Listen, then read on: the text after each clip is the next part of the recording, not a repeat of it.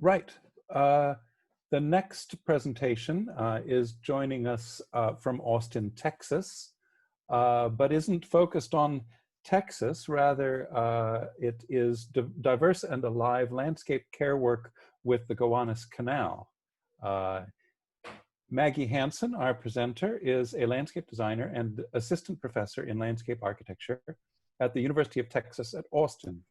From 2014 to 2017, she was director of the Small Center for Community Design, where she guided the center's program expansion in support of an equitable New Orleans. Her current work investigates how caretaking of space, of shared histories, of caretakers themselves, serves to maintain and build community through civic and environmental stewardship. Maggie, if you are ready, we can roll. Great, thank you. These have all been so beautiful, and now I'm going to take you all to a very dirty, but in some ways beautiful landscape in Brooklyn, New York. Let's see if I can do this.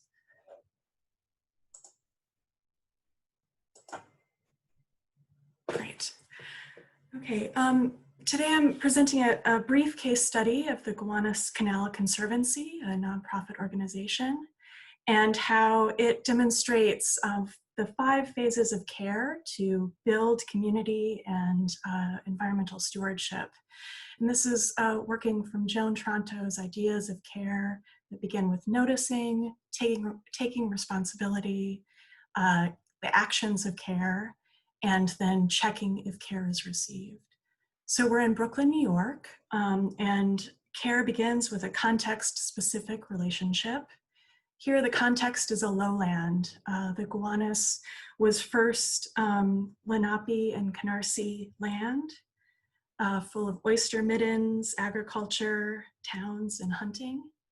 And then under industrialization became a channelized canal. At one point, the busiest waterway in the United States, literally building Brooklyn, New York, and also a very degraded and contaminated waterway. It was declared a Superfund in 2010 as a legacy of oil and manufactured gas.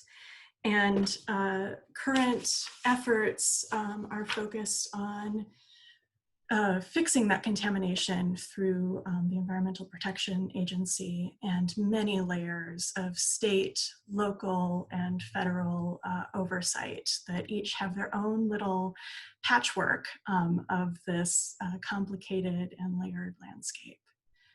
SCAPE is developing a framework design, but Gowanus Canal Conservancy has served as the bridge and advocacy group to the many community groups in the neighborhood.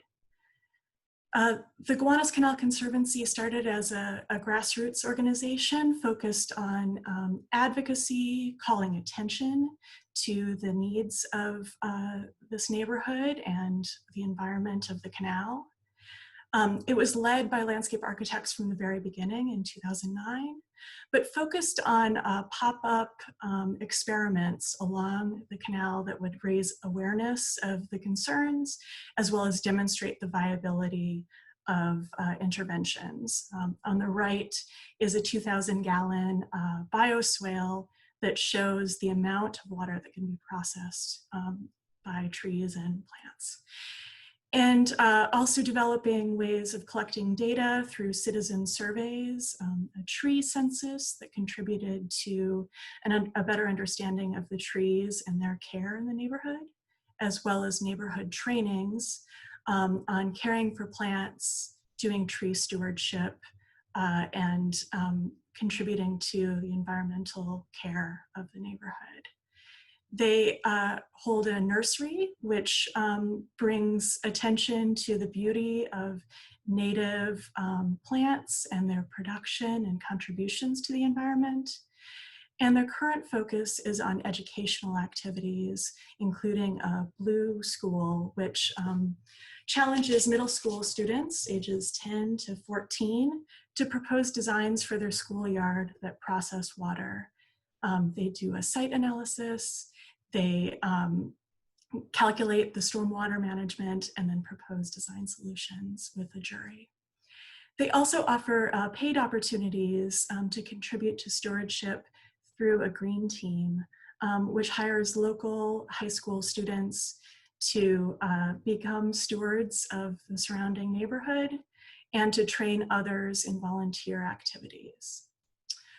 One key element that I find impressive is how they demonstrate the everyday engagement and a landscape architect's eye to informing the design of the spaces around the Gowanus neighborhood. They are hired by the city to do the caretaking and maintenance of the bioswales, but they also do GIS data analysis as maps are updated.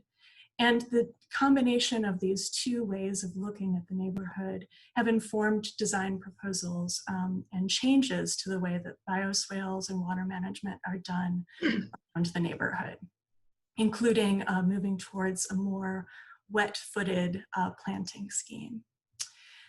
Another thing that has shifted in the last 10 years is a more direct incorporation of the the public housing developments and residents in the neighborhood. There are two to the north of the canal, and the Gowanus Canal Conservancy is developing more direct relationship with these residents in order to better advocate for these 5,000 people and their needs in the neighborhood as it's dramatically changing and is being rezoned to accommodate 20,000 more people and the water and sewage that comes with that. Their green team under current COVID is still working with social distancing, and they're focusing on the Housing Authority gardens 1 day a week to build a stronger relationship with a primarily senior garden association in that area.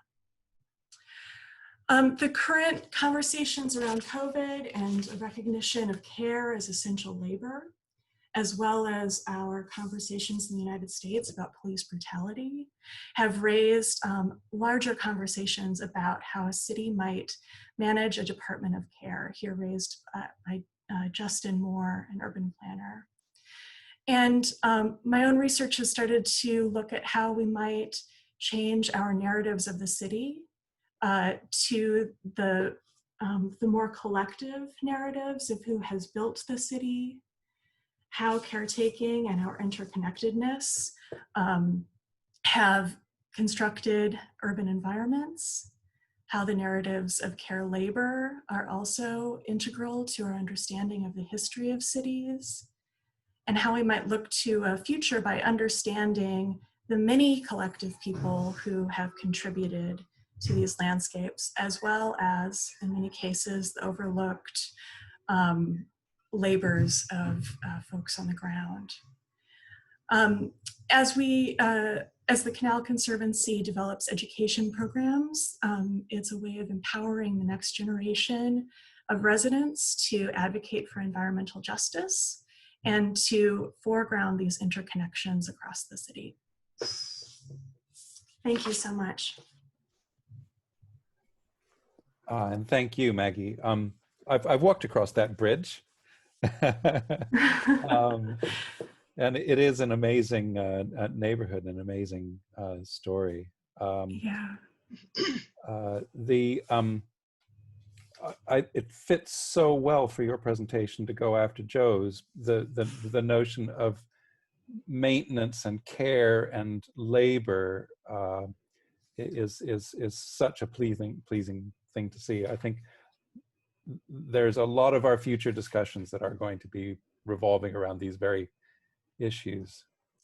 Yeah, I certainly hope so. I think they're really important questions to be thinking about in terms of practice and city making and community building. Are there any points of clarification from the audience? If not, do bank those questions. And if there have been discussions going on, I haven't been able to watch the chat panel as carefully as I have the Q&A.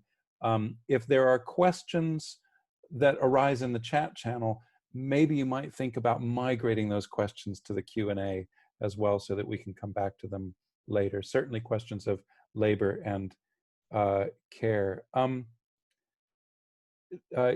Gavin has asked a question here about a theory of care. Maggie, I'm going to save that question because I think that might be a really good one to start our discussion off in just a little bit in general. So Gavin, if it's okay, I'll leave that one for the moment.